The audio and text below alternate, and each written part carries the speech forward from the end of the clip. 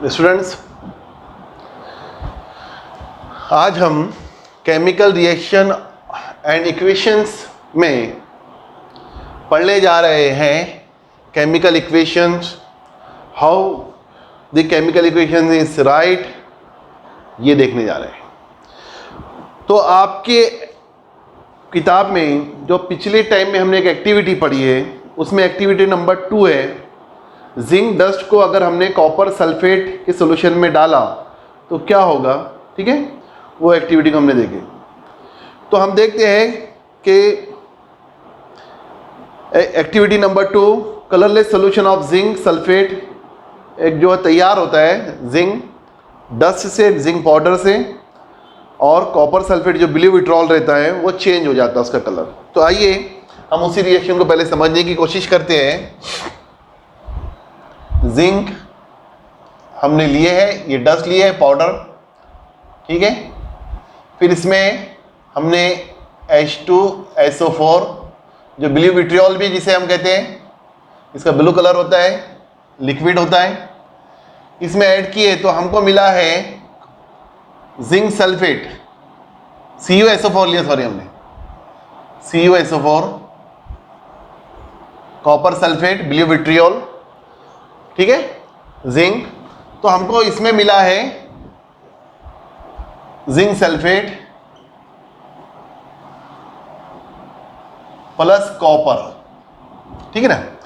ये जो एक्टिविटी इससे पहले की वीडियो में हमने समझ चुका है कि इसमें ये होता है कि colourless solution of zinc sulphate जो है वो तैयार होता है, ये कलरलेस होता है,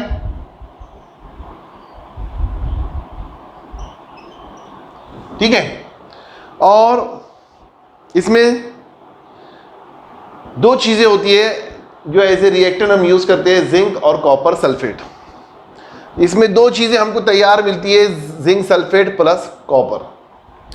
तो स्टूडेंट्स, ये एक्टिविटी को हमने वहां पढ़ा है, यहां कहा जा रहा है कि this chemical reaction can be written in the brief. अब हम इसको ब्रीफली लिखेंगे, तो मुझे लिखना इसको ऐसा पड़ेगा, aqueous solution of copper sulfate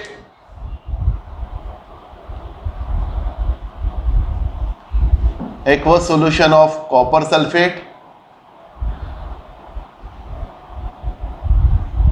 ठीक है, ये एक चीज हमने लिए। प्लस दूसरी जो चीज ली हमने वो लिए zinc dust,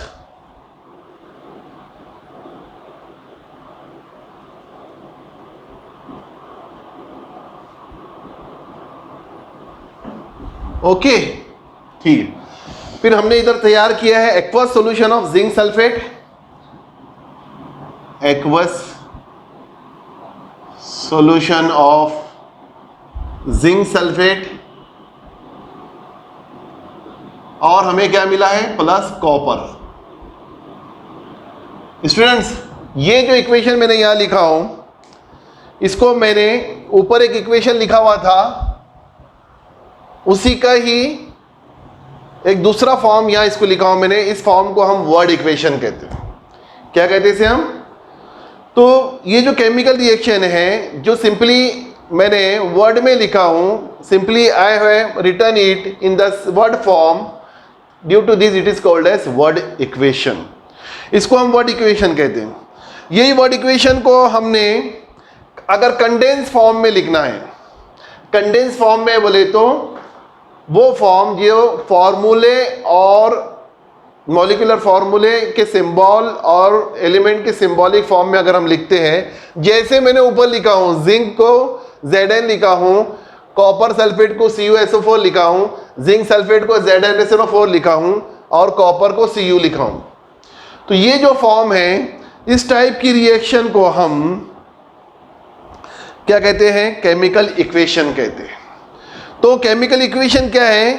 chemical equation is a condense form using chemical formula, जिसमें हम क्या करते हैं, केमिकल फार्मूले का यूज करते हैं। यानी it is the condense form, the reaction which is use in which the chemical formula is use to condense the chemical reaction, या word equation is called as chemical equation.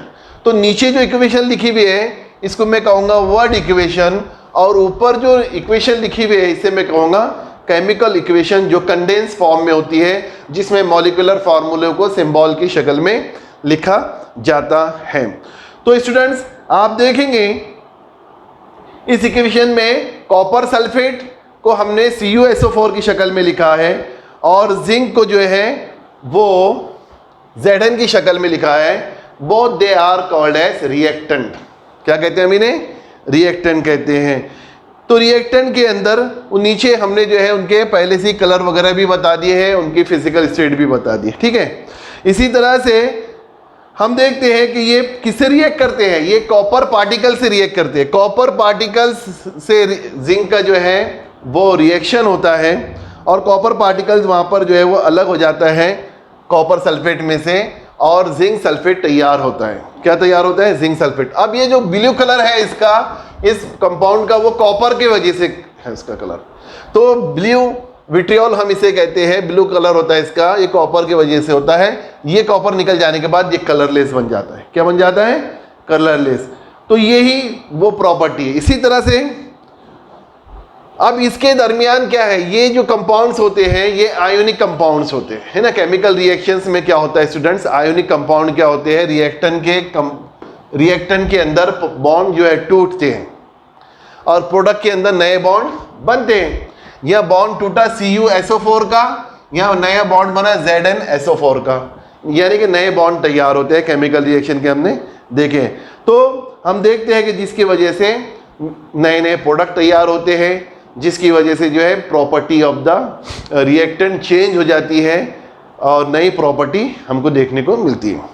तो ये हमने समझा है दो टाइप की इक्वेशन। एक equation को हम केमिकल इक्वेशन कहेंगे, जिसे मैंने कंडेंस फॉर्म में मॉलिक्यूलर सिंबल की शक्ल में लिखा हूं। दूसरी रिएक्शन को हम कहते हैं वर्ड इक्वेशन, जिसको मैंने वर्ड में लिखा हूं। क्या में लिखा हूं? वर्ड में लिखा हूं। तो ये दो टाइप की रिएक्शंस आपको आगे चल के भी इसका इस्तेमाल होगा। आपको याद रखना है वर्ड इक्वेशन यानी क्या, जो भी जैसा अभी मेरे को एक्सप्लेन करना है कि हमने जिंक डस्ट लिए और एक्वस सॉल्यूशन लिए हैं किसका, कॉपर सल्फेट का, और उसमें जो है हमने दोनों को मिक्स किया है, तो हमको जो मिलता है वो जिंक सल्फेट मिलता है और एक्वस जिंक सल्फेट मिलता है और कॉपर पार्टिकल्स अलग हो जाते हैं। ये इसको हम वर्ड इक्वेशन कहते हैं। आइए स्टूडेंट्स अब एक इंपॉर्टेंट मेथड की तरफ आते हैं हम। अब वो मेथड क्या है? वो मेथड ये है कि जो केमिकल रिएक्शंस होती है इनको लिखा कैसा जाता है। तो हम कह सकते हैं the convention of the writing the chemical equations, the convention to write the chemical equation, यानी बहुत सारी चीज़ें लिखने के लिए कुछ सिंबल्स, कुछ जो है ऐसे चीज़ें लिखी जाती है जिससे उनके सिंबॉलिक उसके सिंबल से उसका पता चल जाता है, हम कन्वेंशन कहते हैं। तो writing a chemical equation, next topic is writing a chemical equation. अब आइए हम ये रूल्स पढ़ेंगे, इसके कौन से वो कन्वेंशन है, convention to write the chemical equations, ठीक है।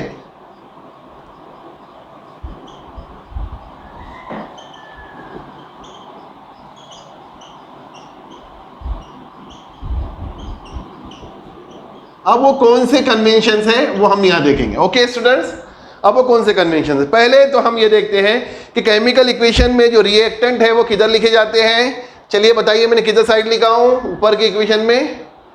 लेफ्ट हैंड साइड में। कौन सी साइड में लिखा हूं?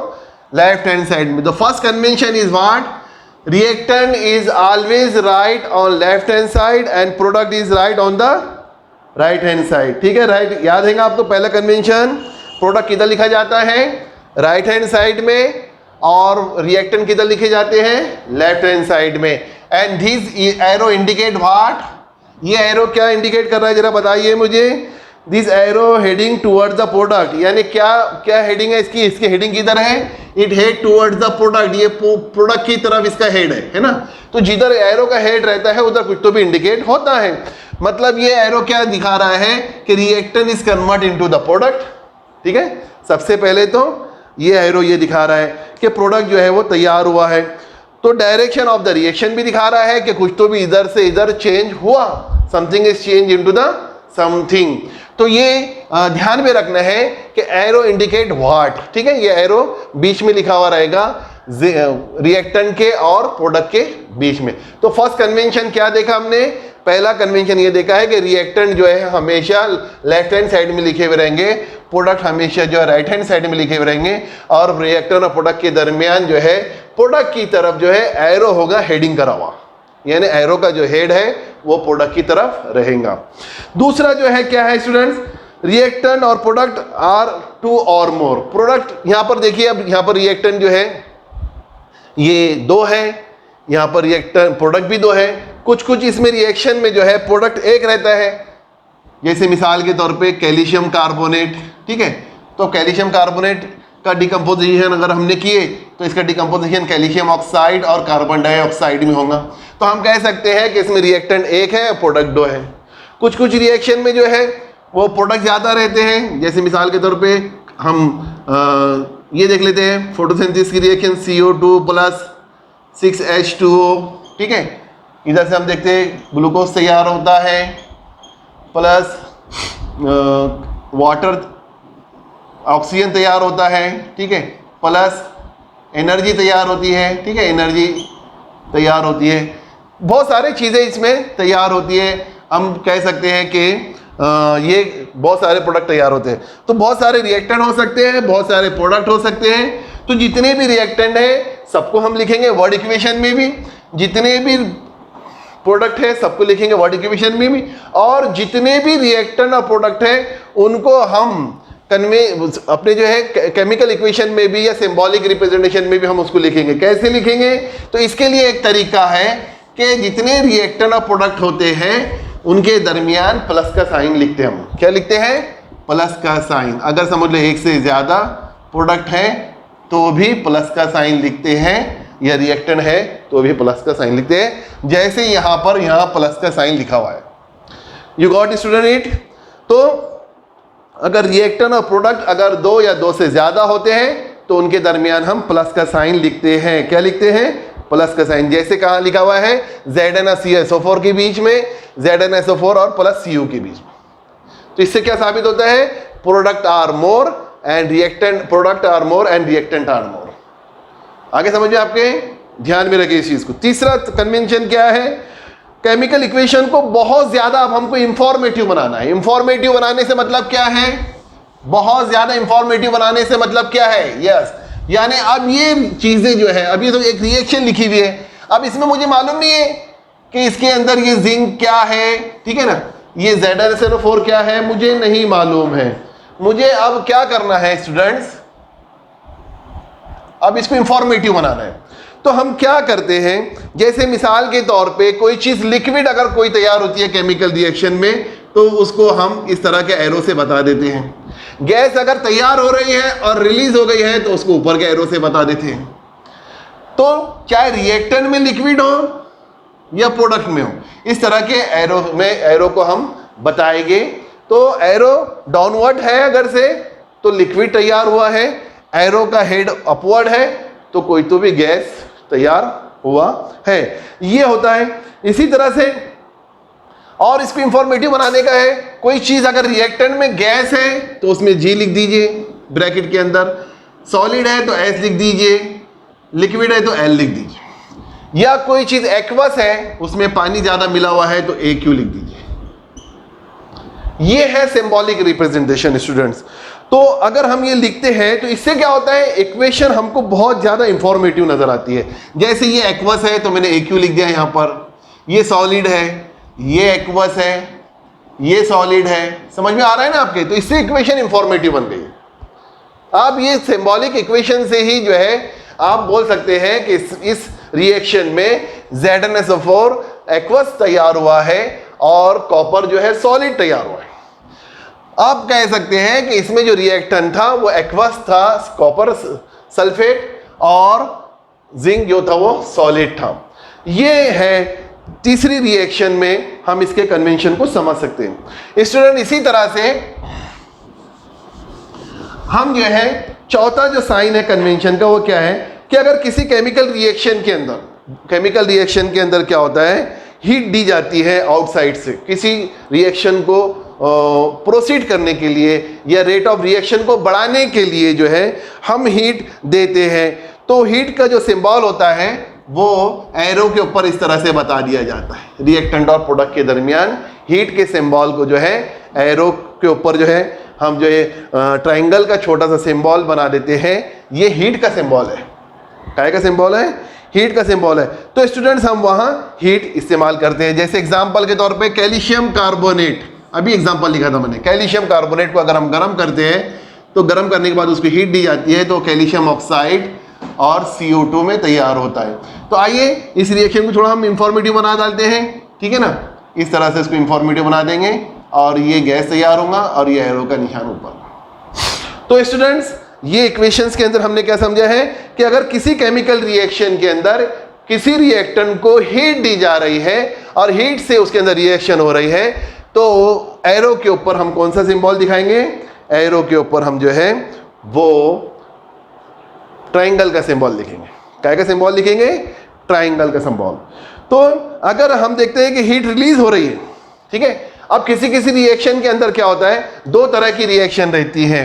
ध्यान में रखिए स्टूडेंट इस बात को। एक रिएक्शन वो होती है जिसमें हीट एब्सॉर्ब होती है, एक रिएक्शन वो होती है एक में हीट इवॉल्व होती है। इसको हम टाइप्स ऑफ केमिकल रिएक्शन कहते हैं। क्या कहते हैं? Types of chemical reaction. तो एक रिएक्शन जिसमें हीट एब्सॉर्ब होती है इसको हम एंडोथर्मिक रिएक्शन कहते हैं। क्या कहते हैं उसे? हम एंडोथर्मिक रिएक्शन कहते हैं। और एक रिएक्शन जिसमें हीट इवॉल्व होती है केमिकल रिएक्शन के दौरान इसे हम एक्सोथर्मिक कहते हैं। तो on the basis of supply और absorption of the heat they are of two types, exo और इंडो। याद है ना स्टूडेंट? एक्सो और इंडो, यानी जिसमें हीट एब्सॉर्ब हो रही है वो इंडोथर्मिक रिएक्शन कहलाएंगी और जिसमें हीट इवॉल्व हो रही है वो एक्सोथर्मिक रिएक्शन कहलाएगी। तो students on the basis of the heat released during the reaction between the aqueous solution of copper sulfate and zinc thus is indicated as। तो अगर समझ लो यहां पर हीट दी गई थी या नहीं दी गई थी समझ लो, लेकिन हीट इसमें रिलीज हो रही है तो हम यहां पर आगे प्लस के साइन के आगे हीट भी लिखेंगे। तो ये हीट लिखने का मकसद क्या है? हीट लिखने का मकसद ये है कि इसके अंदर हीट तैयार हुई और रिलीज हो गई, हीट तैयार हुई और रिलीज हो गई। तो इस तरह से हम इसको लिखेंगे और एरो पर भी बताएंगे और उसको लिखेंगे भी इस तरह से। इसके बाद स्टूडेंट्स जो अगला जो कन्वेंशन है वो क्या है, हम देखते हैं कि जो केमिकल रिएक्शन होती है उस केमिकल रिएक्शन के अंदर जो है हम उसको एक टेम्परेचर तक गर्म करते हैं या प्रेशर भी देते हैं। कुछ केमिकल रिएक्शन में प्रेशर सप्लाई करना पड़ता है, कुछ केमिकल रिएक्शन में जो है टेम्परेचर देना पड़ता है, कुछ केमिकल रिएक्शन में जो है बाकायदा कैटलिस्ट इस्तेमाल होते हैं। कैटलिस्ट, कैटलिस्ट ये टर्म को याद रखिएगा आप, ठीक है ना। कैटलिस्ट ये जो होते हैं, catalyst are those substances which are taking part in the chemical reaction but does not involve in the reactant and does not involve in the chemical reaction. They are used only to proceed या to speed up the rate of the chemical reaction. Chemical reaction की जो speed है या उसके rate को बढ़ाने के लिए इनका इस्तेमाल होता है। They are only the chemicals. They does not involve in the chemical reaction. They are used only to increase the rate of chemical reaction या to increase the speed of the chemical reaction. तो catalyst ये जो है दो तरह के होते हैं। एक केमिकल कैटलिस्ट होते हैं जो आप केमिस्ट्री में पढ़ेंगे, केमिकल कैटलिस्ट, और एक होते हैं बायो कैटलिस्ट जो आप बायोलॉजी में पढ़ेंगे, ठीक है ना। जो एंजाइम जो होते हैं ना ये बायो कैटलिस्ट कहलाते हैं। तो स्टूडेंट्स कुछ स्पेसिफिक कंडीशंस होती है, उसमें हम टेम्परेचर देते हैं केमिकल रिएक्शन को या प्रेशर देते हैं या कैटलिस्ट सप्लाई करते हैं। कोई भी चीज़ हो हम उसको सप्लाई करते हैं तो हमको उसको एरो के ऊपर बताना पड़ता है। काय पर बताना पड़ता है? एरो के ऊपर। तो इसी तरह का एक रिएक्शन जो है हम क्या करते हैं, वेजिटेबल ऑयल जो है, जब हम वेजिटेबल ऑयल से, ठीक है, वनस्पति घी तैयार करते हैं, बहुत सिंपल रिएक्शन है, समझ लीजिए, इसको भी एग्जाम में आ सकती है। इसमें दो चीज़ें इस्तेमाल होती है, टेम्परेचर भी इस्तेमाल होता है और कैटलिस्ट भी इस्तेमाल होता है। तो वेजिटेबल ऑयल का इस्तेमाल हम करते हैं, वेजिटेबल ऑयल। वेजिटेबल ऑयल अगर हमने लिए, अब ये रहेंगे हम लिक्विड फॉर्म में, ठीक है। इसको सप्लाई करते हैं हम, हाइड्रोजन गैस देते हैं इसको, हाइड्रोजन गैस की मौजूदगी में होता है। निकल एक कैटलिस्ट है, एक मेटल है, it is use as a catalyst here, और 60 डिग्री सेल्सियस पर इसको गर्म किया जाता है स्टूडेंट, 60 डिग्री सेल्सियस पर। तो क्या होता है, वनस्पति घी तैयार होता है। क्या तैयार होता है? वनस्पति घी, जिसे हम वेजिटेबल घी भी कह सकते हैं, ठीक है। वनस्पति घी, ये सॉलिड तैयार होता है। तो स्टूडेंट्स क्या हो रहा है इसके अंदर, हमने क्या किया, वेजिटेबल ऑयल लिया है, उसको 60 डिग्री सेल्सियस पर गर्म किया है हाइड्रोजन गैस की मौजूदगी में, निकल लिया है निकल की मौजूदगी के अंदर, और जो चीज़ हमको मिली है वो वेजिटेबल घी मिली है, और वेजिटेबल घी जो है यहाँ पर तैयार हो रहा है। तो निकल एज ए कैटलिस्ट, और टेम्परेचर जो उसको दिया गया है वो 60 डिग्री दिया गया है, वो यहाँ पर हमने एरो के ऊपर दिखाया है। तो ये भी एरो पर दिखाया जाएगा, जैसे हमने एरो के ऊपर क्या लिखा था पहले, हीट का बताया था, हीट का सिंबल बताया था एरो के ऊपर। तो उसी तरह से हम कैटलिस्ट भी लिखेंगे, उसी तरह से टेम्परेचर भी लिखेंगे, उसी तरह से प्रेशर भी लिखेंगे। अगर कोई प्रेशर सप्लाई किया जा रहा है वो भी लिखेंगे, अगर फ्रीजिंग पॉइंट है तो फ्रीजिंग भी लिखेंगे, बॉइलिंग है तो बॉइलिंग भी लिखेंगे, मेल्टिंग पॉइंट है तो मेल्टिंग पॉइंट भी लिखेंगे। जितनी भी फिजिकल प्रॉपर्टी हो सकती है केमिकल रिएक्शन की, उसको हम एरो पर दिखाएंगे। सिर्फ जो हीट जो रिलीज होगी, हीट को हमको इस तरह से साइड में, क्योंकि heat is use as the product, यानी हीट जो तैयार हो रही है प्रोडक्ट के तौर पे इस्तेमाल हो रही है, इसलिए हीट को हम ऐसा बताएंगे, ठीक है ना। समझ में आ रहा है ना आपके? हीट मैंने एरो पे नहीं लिखा हूं, हीट अगर दिए तो एरो पे लिखेंगे, लेकिन हीट अगर हासिल हो रही है, तैयार हो रही है, तो उसको प्लस का साइन करके अलग से लिखेंगे, क्योंकि heat is produce as a product. यहां पर जो है हीट जो तैयार हो रही है वो प्रोडक्ट के तौर पे तैयार हो रही है। इसके बाद जो है और केमिकल इक्वेशंस को स्टूडेंट्स अगर हमको इंफॉर्मेटिव बनाना है तो स्पेशल इंफॉर्मेशन और नेम ऑफ रिएक्टेंट और प्रोडक्ट आर रिटन बिलो।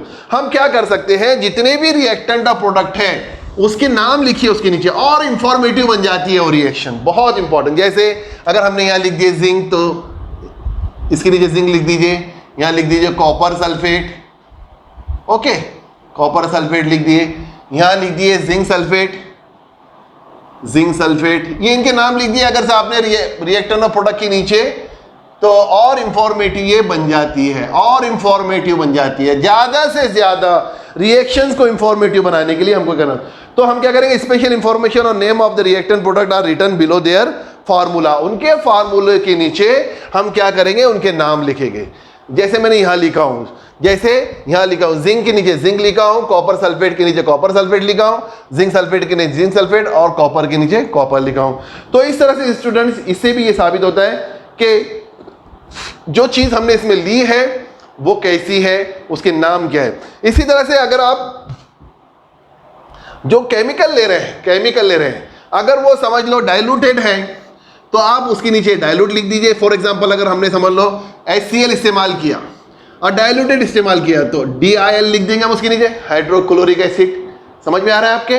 अगर हमने वो चीज HNO3 लिया है, कोई एसिड HNO3 नाइट्रिक एसिड लिया है और वो कंसंट्रेटेड है, तो उसके नीचे हम CONC लिख देंगे। इससे साबित होता है कि ये एसिड जो है कंसंट्रेटेड है, और इससे ये साबित होता है कि ये एसिड डाइल्यूटेड है। इससे भी इंफॉर्मेशन जो है स्टूडेंट्स वो बहुत ज़्यादा इंफॉर्मेटिव बन जाती है। तो आप जो है ये सब जो कन्वेंशन है, इन कन्वेंशन को ध्यान में रखिए, और इसी तरह से जो भी इक्वेशंस को इंफॉर्मेटिव बनाने के जो तरीके हैं उसको ध्यान में रखिए। जो भी केमिकल इक्वेशन रहती है उनको अगर आप इसी तरह से लिखते हैं तो केमिकल इक्वेशंस को देख कर ही आप जो है उसके जो केमिकल प्रोसीजर है उसको समझ सकते हैं, और you can write the chemical procedure in your own language if you know the how the chemical equation is right. इसी पर आप उसका डिस्क्रिप्शन लिख सकते हैं, इसी पर से आप उसका प्रोसीजर लिख सकते हैं, अगर आपको ये सब चीजें मालूम हैं।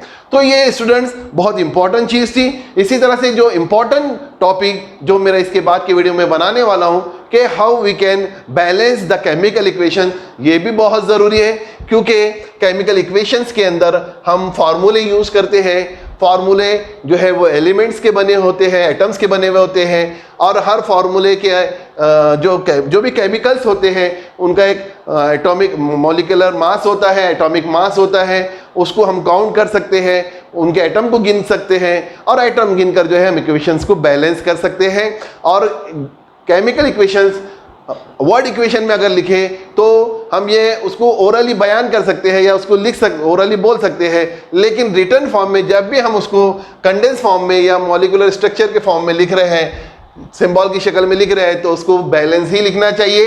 ये केमिकल इक्वेशन बैलेंस कैसी लिखी जाती है, इसके लिए एक बहुत इंफॉर्मेटिव वीडियो मैं नेक्स्ट वीडियो बनाने वाला हूं, जिसे आप ज़रूर देखिएगा। अगर स्टूडेंट्स आपको हमारी ये वीडियोस अच्छे लग रहे हैं, आप इसको समझ रहे हैं, तो कमेंट कीजिए, लाइक कीजिए, शेयर कीजिए और बेल आइकन का बटन दबाना ना भूलिए।